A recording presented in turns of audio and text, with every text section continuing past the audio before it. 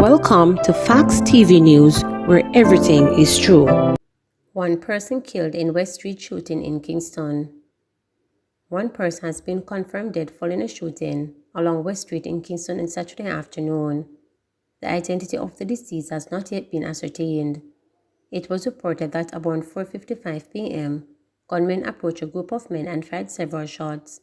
It's understood that 5 persons received gunshot wounds and one of them died as a result. Schools have become battlefields, says Chalk. Justice Minister Delroy Chalk says schools have become battlefields. His comments follows a number of violent incidents at schools, many of which have been captured on video and circulated on social media. The latest incident this week showed an incident involving a student and a teacher in St. Elizabeth's Bayside School, with Education Minister Favor Williams condemning the conduct of the teacher, who was shown in the video verbally assaulting, chasing and threatening a student with death. The school board met over the matter. Speaking at the Manchester Alternative Dispute Resolution Forum at Church Teachers College in Mandeville, Mr. Chalk said school ought not to be battlefields. He stated that when there is conflict and fear in schools, it is difficult for children to learn. He further said an initiative has been undertaken to promote conflict resolution in schools.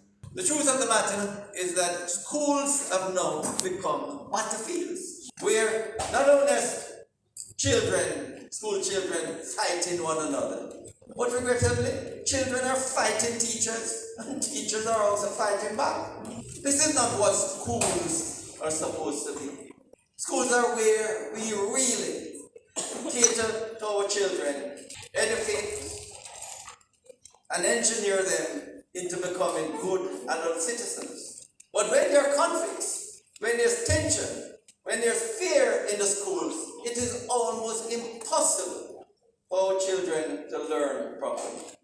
And therefore the Ministry of Education and the Ministry of Justice decided to enter in a memorandum of understanding for schools to invite the alternative dispute resolution personnel in all the parishes, with particular emphasis on restorative justice, for them to be in as many and eventually all the schools to see how we can have conflict resolution played out. Transport Minister pledges to end practice of persons illegally acquiring driver's license. Transport Minister Audley Shaw has pledged that he will be putting an end to the practice of persons illegally purchasing driver's license. Speaking at the launch on Friday at York Castle High School Driver's Education Program on January 27, the minister said the practice is contributing to road fatalities. He noted that in 2022, 488 people died in crashes, with statistics from the Road Safety Unit showing young people up to 29 years old accounted for 170 deaths, the highest figure of any age cohort. The minister said excessive speed, with no regard for road and environmental conditions, are some of the reasons behind the fatal crashes in this age group. He noted that the practice of persons illegally acquiring licenses also contributes to road crashes. The minister further lamented that unqualified minors are operating vehicles across the island, contributing to road crashes.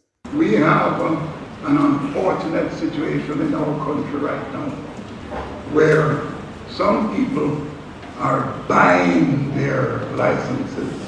They're not taking a test for the driver's license. They're buying it. And as Minister of Transport and Mining, I am issuing a warning that it is going to end under my duty as Minister of Transport. It is going to end because that is part of the problem why we're having so many accidents on the road and so many deaths on the road. We've seen cases where children have been driving, becoming involved in road crashes as well. When we look at the ages, these children did not meet the requirements for acquiring even a learner's permit, and therefore were not in possession of such. These children had no business operating a motor vehicle on the road network. Clarendon women living in fear of Matthew. The women of Conpee settlement in Hayes Clarendon are living in fear due to the actions and sexual advances of a man they call Matthew, whom they say is of unsound mind. During a recent visit to the community, reporters were taken to a house which was ravaged by a fire, which the residents claim was started by Matthew. Several women in the community told reporters that they are afraid and they are not able to predict what Matthew will do next. According to Faye Brown, Matthew has been jumping over in the bushes and grabbing onto women in the community. She said that when they put up resistance to trying to chase him away, Matthew started looking for stones to throw at them. He keeps coming at you in a sexual and threatening manner. I called the police station and they said they were going to send a patrol team to look for him, but that at the same time we must protect ourselves from him because they cannot do much about the situation, claimed Brown. He was of unsound mind long time, but he never used to behave like this. Early last year he started behaving like this. He was living with somebody who would take him to the hospital to get his medication, but he got aggressive with the people, so they threw him out. He used to go to a girl for a medication and he stopped. We suspect that he is doing drugs. He is getting worse every day. Last week he burned down the house he was sleeping in. The other day I was coming from school and he stopped to ask me for matches to borrow. I told him I won't give him any because I didn't want him to burn me out of my own house. Him hiss him teeth and start look from side to side. Then he turned away and left. Last Wednesday I saw him laughing to himself and bragging that he ran out on 3 girls the other night, added Brown. The day the house went up in flames, Lillian Brown was at her bar when she saw Matthew running past, dressed only in a pair of underpants. When I saw him running from over there, I was laughing because I wonder who troubled Matthew now. When I went to the sink to wash my hands, I saw smoke. I thought it was the bush behind the house, but when I took a good look, I realized it was coming from the ceiling. The mattress he was sleeping on was lit.